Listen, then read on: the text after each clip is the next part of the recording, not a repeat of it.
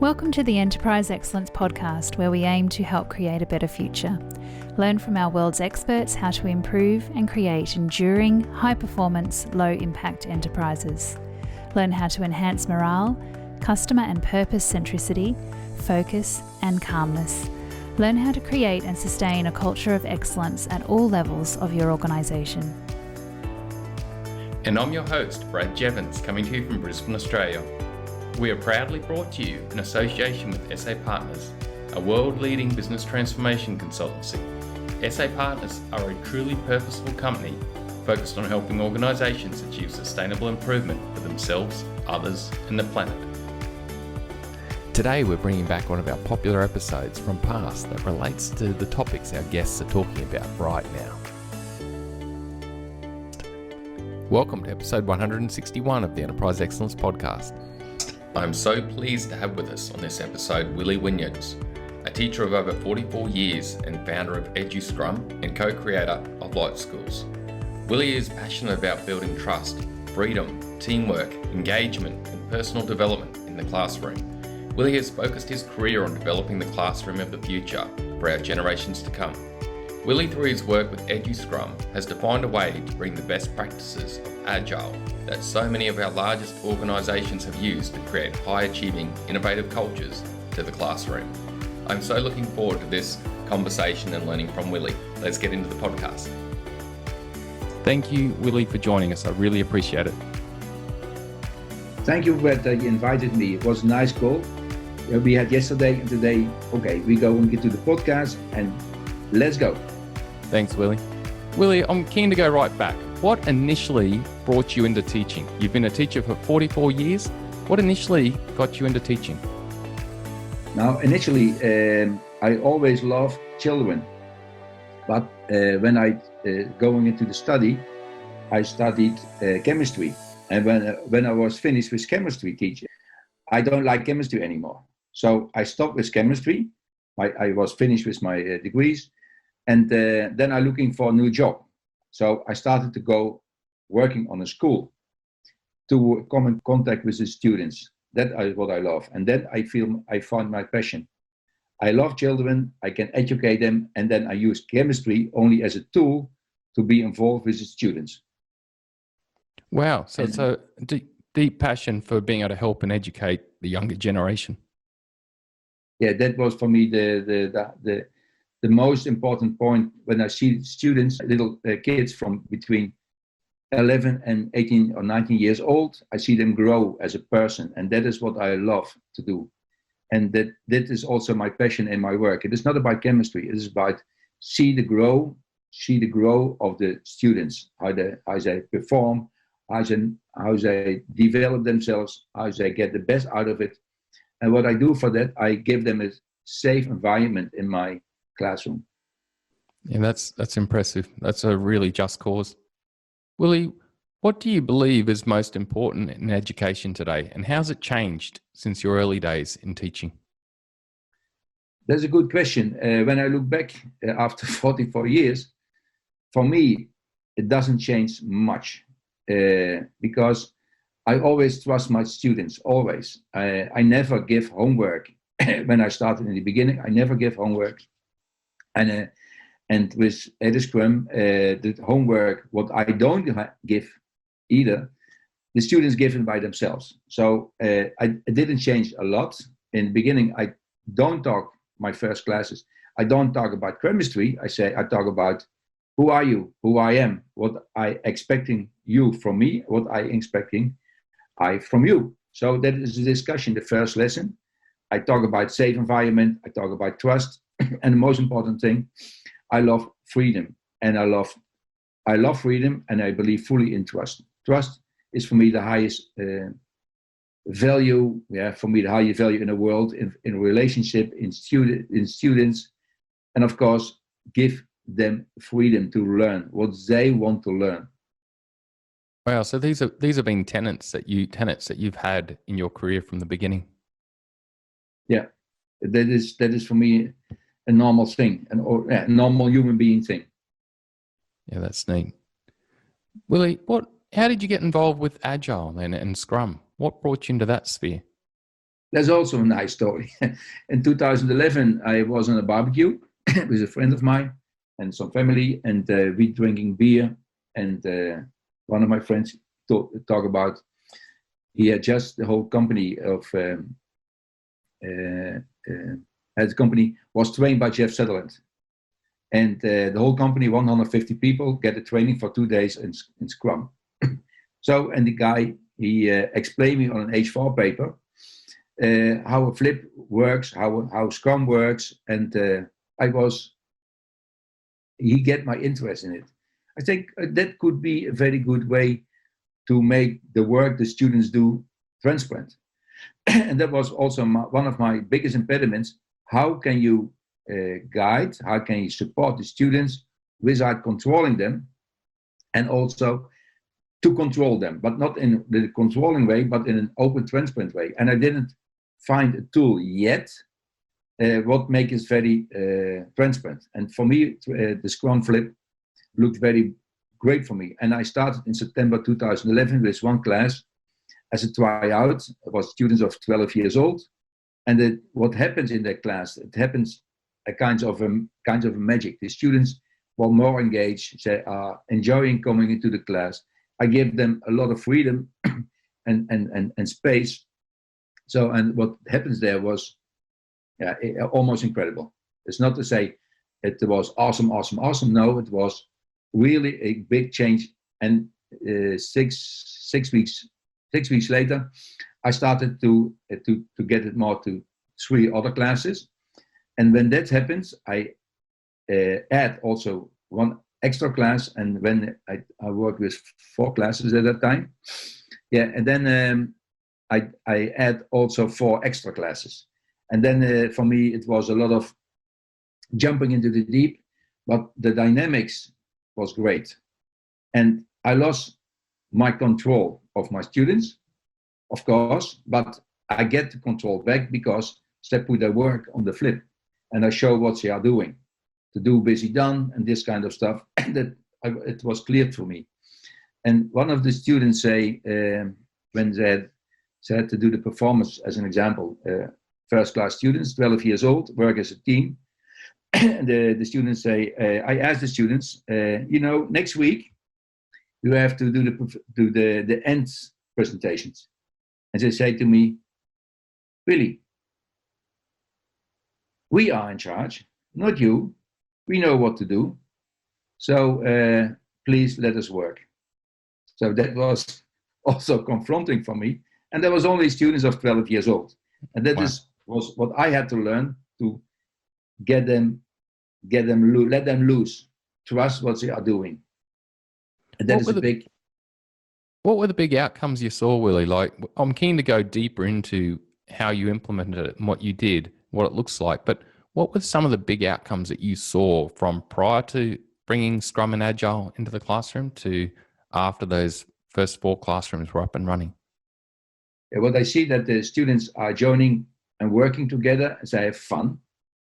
They are dependent on each other. They are talking with each other in another way. What I also see that the students, that I have to tell something before, when I make teams out of, based on different qualities. So a team must have different qualities together in one team. And I don't choose the teams. The teams will be chosen by the teams by themselves, but with the criteria, there must be a mixed team for boys and girls. That's one. When there is no problem, sometimes there are cultural problems, but when there is a mixed team for boys and girls, and another point is that as much as possible qualities and skills must be in the team. So that was all. And then they choose their team and they're going to work. And one of the retrospectives is not only on the project, on the product, subject or product, what they have to deliver. That is the Scrum way, but my way of retrospective is also about that personal development and the team development. What do they discover by themselves and what do they discover within the team and what do they learn from each other? But that was my one of the retrospectives what I use, and also questions about do you have trust in yourself, or do you trust in your teammates? And I can tell you students are very open and honest to give reply to them. Well, so you've got this real system of review happening, as well as actually the kids being in teams and executing their own teaching and development through teamwork. Yeah. Willie, And the teamwork is also about the teamwork. I explain why teamwork is so important. Not do the trick fun about make mixed teams and then going to work. Now I explain why, and I don't explain it. I talk with them about why is teamwork so important. So there's a discussion, and it takes time. So with this teamwork and make it in a kind of a negotiation talk with the students, they become owner. So I'm not the boss anymore of the students. I am a coach for them, and we are on the same level. And that is what I think. That is what students feels. That I don't order them. I give them an assignment, and they can work at their own pace. And of course, there are also students in the beginning who don't like it, or students who are too lazy. But that will resolve in time. That because the students don't accept lazy students in that team. What is normally when you make teams before Scrum, we had teams where students doesn't work. Mostly girls and some boys are working very hard, and one or two boys, mostly good boys. Sorry for the discrimination, but mostly they are a little lazy. And within the team and with the reflection within the team, they become transparent. They did become transparent too. Wow, that's amazing. So it becomes self-governing in a way. It must be a lot better for the children, but also for the teacher. I've known a number of teachers in my life, and it's not an easy job. It is for me an easy job, but I can imagine that it is a very hard job. Why is for me easy? Because I love my kids and I want to see the grow in my kids, and that is what I do. I teach chemistry because it is in the curriculum. I must educate them to the exams, this kind of stuff that I have to do. But the way how I do it is through their personal interest. I ask them, what is interest? What is, for instance, what is in chemistry for you, and why do you need to learn? Why do we need to learn chemistry? So give them a kind of an essence, and not the stupid chemistry equations and this kind of stuff. No, give them a real essence. So why we have to learn chemistry? What is the benefit out of it? Where can we use it for? Make them also critical. So that is also what we are doing. Is in the new way of working. What we're doing, we bring in more soft skills in it. So the collaboration, the communication, critical thinking, and the creativity. And creativity and critical thinking are very important things. And in the old schools, I say creativity wasn't much creativity in it, because the curriculum are very fixed in time boxed. You have to do with this stuff and this of the subject within a fixed time. But when you put give them creativity, give them freedom to be creative, and let them think about the critical thinking about what they are learning, then the students, I say it again, become more owner of what they are doing. They become really interested in what they are doing. They understand what they are doing. And I call this the 4 C's: creativity, critical thinking, collaboration, and communication. And a lot of people, you can compare it with 21st century skills. And I can tell you 21st century skills are 15 or 16 skills, but they're in the 4 C's are all included the 21st century skills. 21st century is a little bit in the details. So when you ask me what are the 21st century skills, I say I don't know, because this is too much for me to remember. But when you ask me the 4 C's, I know. And that is interrelated with this 21st century skills. So for me, the soft skills are very, very important. But then you have to have guts and courage to believe in the children, to trust your children. And in the beginning, it takes 3 to 4 classes for 1 hour to get them in the right position to get they can start it.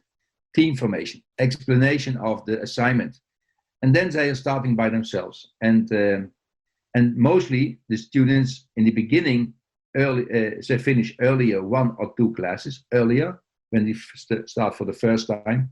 When you do it more and more and more, they even finish earlier a whole semester for 6 or 7 weeks. And I talk about 2 or 3 hours in a week. So, and that happens for me the first time 6-7 weeks earlier in 2016, and that was amazing also for me, but also for the students. And after that, I had really the freedom to let them learn what they want to learn about chemistry, and it was really amazing. And also the going into the depth about the theory. They come up with real high level chemistry in it, and but it was their interest. That was their interest, what they want to show. I want to explain to the other students. So, and that happens every year after that with the classes, 6-7 weeks, finish earlier. And that is very good to see. And also I learned from my students at that time because they come with topics what I don't have in my mind, the creativity and freedom, and are in it. That is, I love it. I love this kind of much. But in the beginning, when you start with EduScrum, it takes a lot of time. My role as a teacher changed into a coach or servant leader, but for the students to be the servant. But and it cost for me the first 3-4 weeks cost me a lot of energy. Cost in positive way. I'm tired, of course, when you put your energy in it, a lot of energy in it. But then you can not really lay back, but you can, like a helicopter, looking in your classes, what's happening there, and you can give more attention to individuals, students, or individual teams. So your role changed a lot. Wow. If I think about the typical classroom that I've come across, and you're saying that the students will potentially have their work done 6 or 7 weeks earlier, and then the teacher has time to let them experiment, explore further, and then the teacher gets to play more of a helicopter role where he or she can then deep dive into individual students and really help them or help others grow and develop in other areas. That sounds like utopia. Yeah. Now I think that is not utopia. I think that is a normal, organical way how human beings are in natural life. And that is normal. And I know that learning, every creature learns, also animals, plants, every living creature learns. That is natural. And we learn from the nature. We learn what you see around yourself. And going to school, a lot of students don't like going to school because they have to learn at that moment, at that time, and etc. the topics, what is in the schedule, school schedule. And when you create an environment, when you could create an environment, when students can come to an environment, like a school, okay, you call it a school, and you go in a school where you have experts, teachers, experts, or parents, or whatever, come to the school, and what do you want to learn? And guide them a little bit in the learning process and ask them questions. And then they are really unstoppable. I did this the last 3 years of my career, my own school, not my own school, but school where I work. And that was really incredible. You have to send out teams going out of the school because the school was closed. Of course, not all teams, but there were teams, I think 7-8 teams out of 30 teams, 35 teams, were staying at school late, and also in between other subjects, they also were thinking and working on their own project they choose for themselves. Wow, that's impressive. Willie, can you explain to our listeners, and for listeners that might know about Agile and Scrum at this stage, what would they see if they went into a classroom that was running EduScrum and the Agile approach? What you can really see, you can go to the YouTube channel for EduScrum. There are some videos on it. But what you will see that mostly when I am in a classroom or another teacher in a classroom, I walk around or sitting behind my desk. I going from one team to the other team. You see students working together. They're laughing together. Yeah, and they're working. They're real working.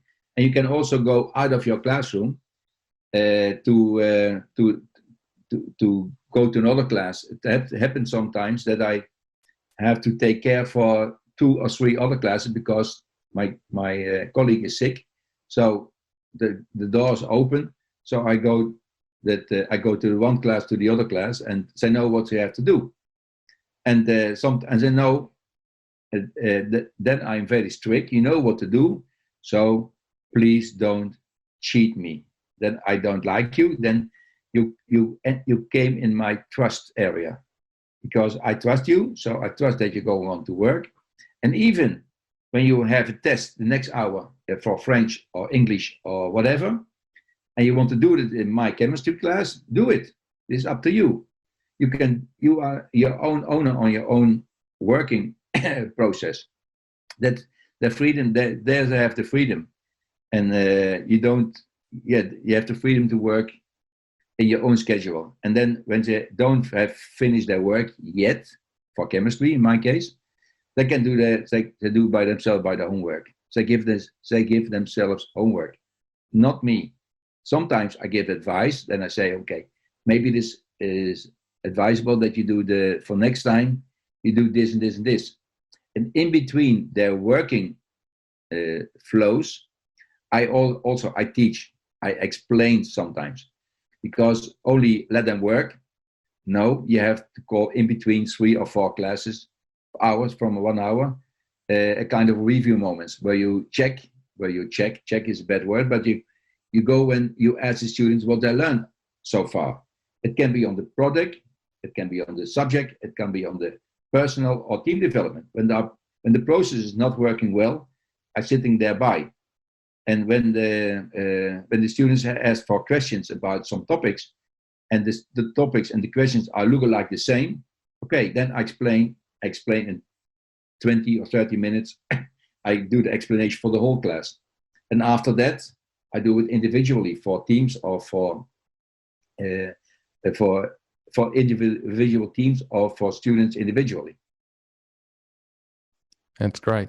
And Willie, what process does the actual Scrum team go through? That team that you enable them to put together, but what is the process that they follow in the classroom, and what are the key components to that? Yeah.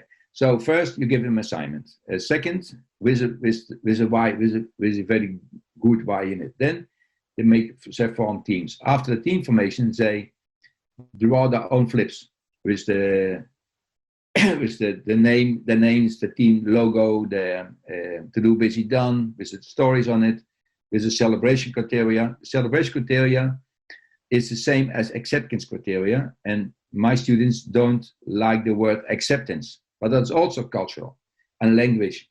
But my students don't like acceptance, so they change it into celebration. Then they make the definition, making working agreements, definition of fun, definition of doing, definition of communication. What they make their own rules. That is mostly the left part of the flip. On the right part, they're coming the working part, the right part, to do busy done, the task, what they made by themselves. They also draw their own run-up chart. The run-up chart is the same as the burn-down chart, but also my students in that year, 2017, they changed it into run-up, because burn-down isn't fun. They don't like it. It was negative, so run-up. And impediments. So the whole ceremonies and artifacts are on the flip. We do the same as Scrum. And the biggest impediment in schools system now are 2 things: curriculum and time. And the time is a block, is an impediment, and the curriculum is, I think, for now in these days, is too much what students have to learn. I don't say we don't need a curriculum. Yes, you need a curriculum, but you can look in nowadays how a curriculum would look like. And then you have to go to the companies and what kind of people they need.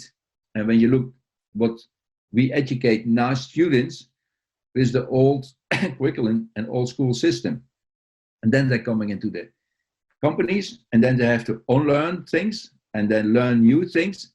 So when you bring in the students in a kind of an agile mindset, that they are allowed to make failures, that they learn from failures, and that they can be proud on what they are doing, then it is easier to make the step outside to go to the companies. So that will be also a benefit for the companies.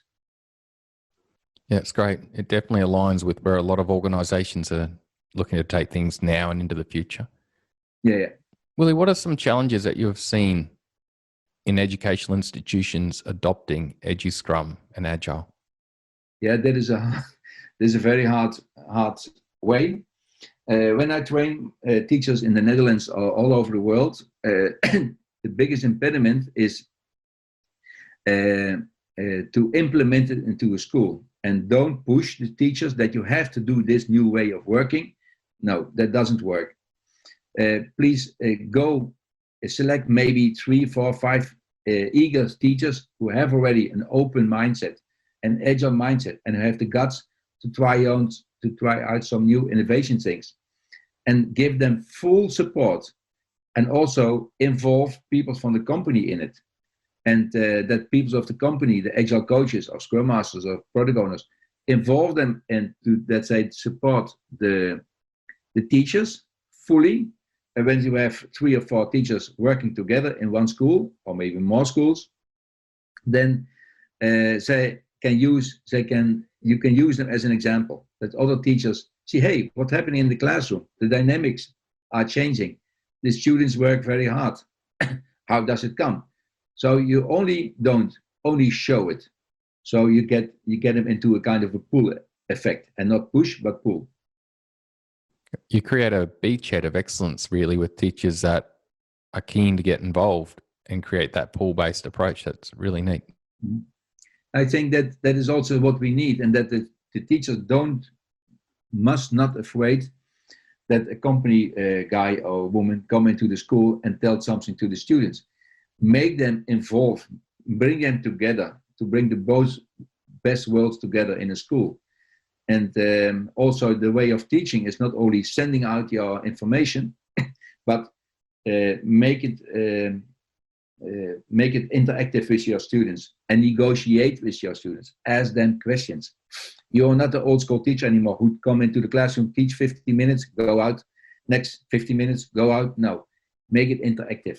And when you work in teams, then there is a lot of interactivity into the class, and the students are not used to it.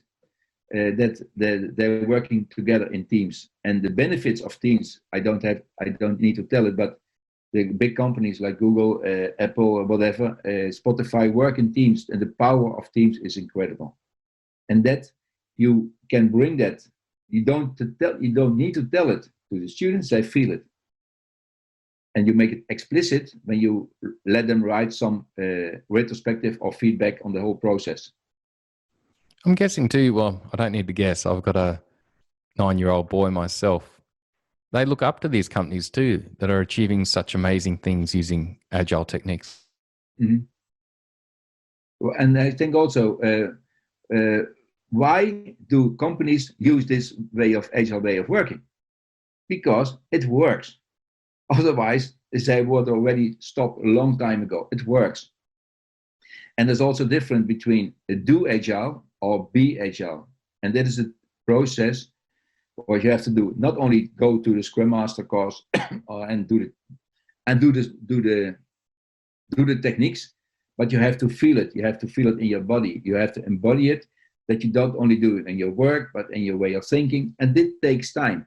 For some people, it is an aha effect that you say, oh, wow, now I get it.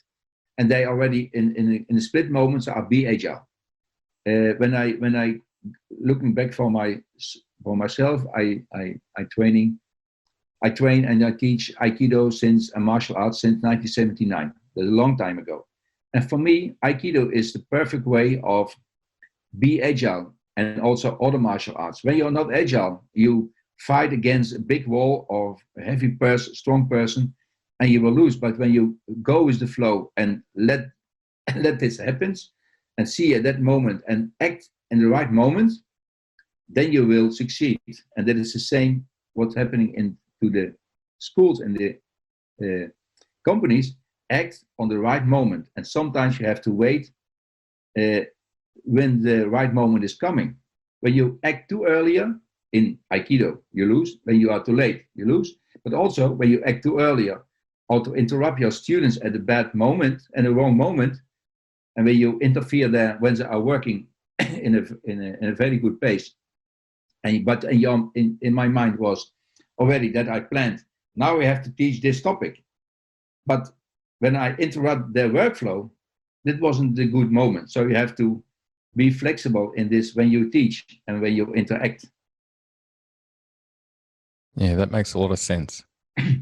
Willie, you've had 44 years of teaching and helping children, and you've revolutionized bringing Agile and Scrum into education. What are you focused on now?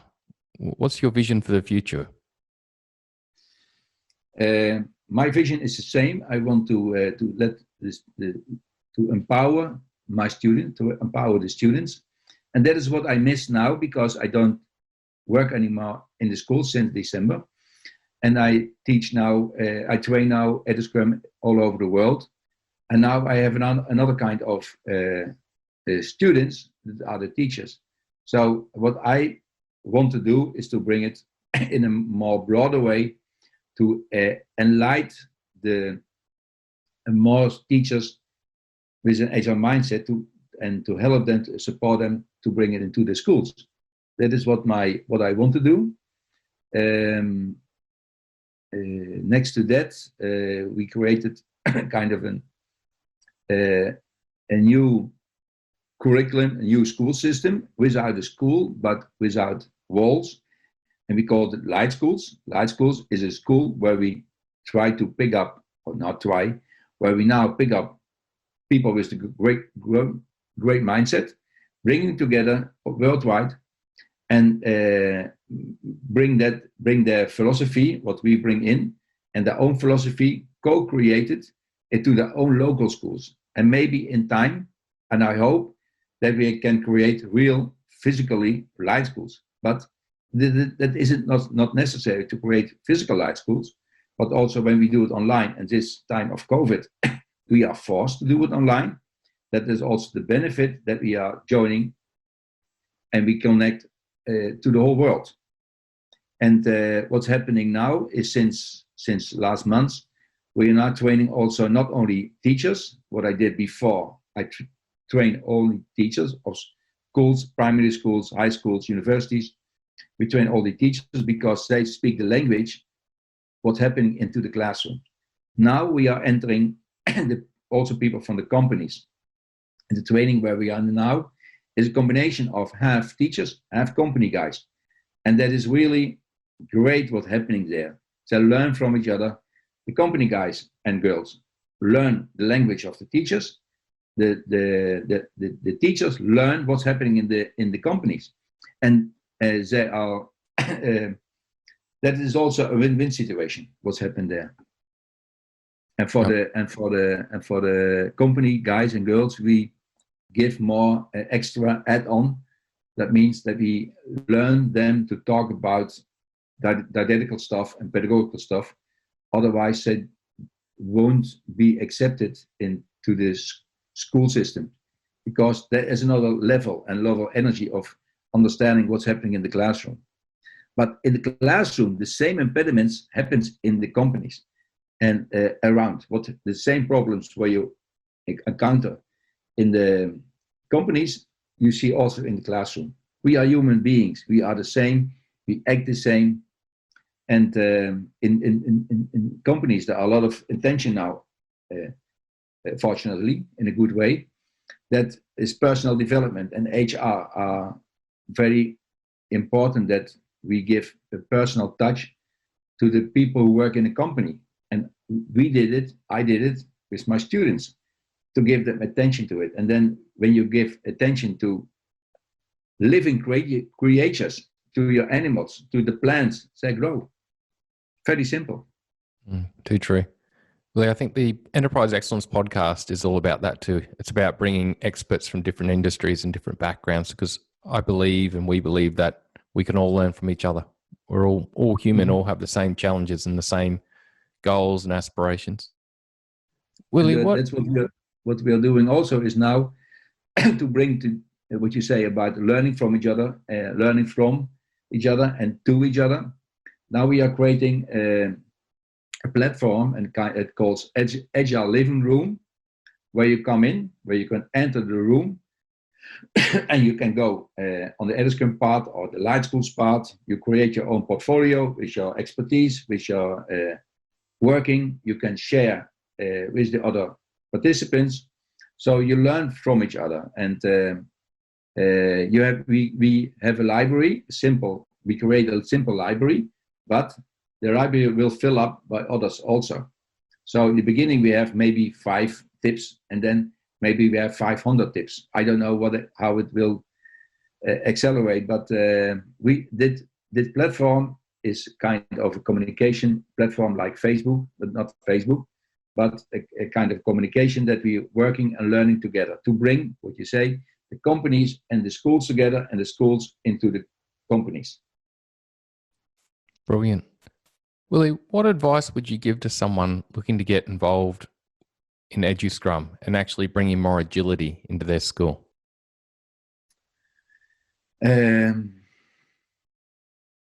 Simple to say, take contact with me.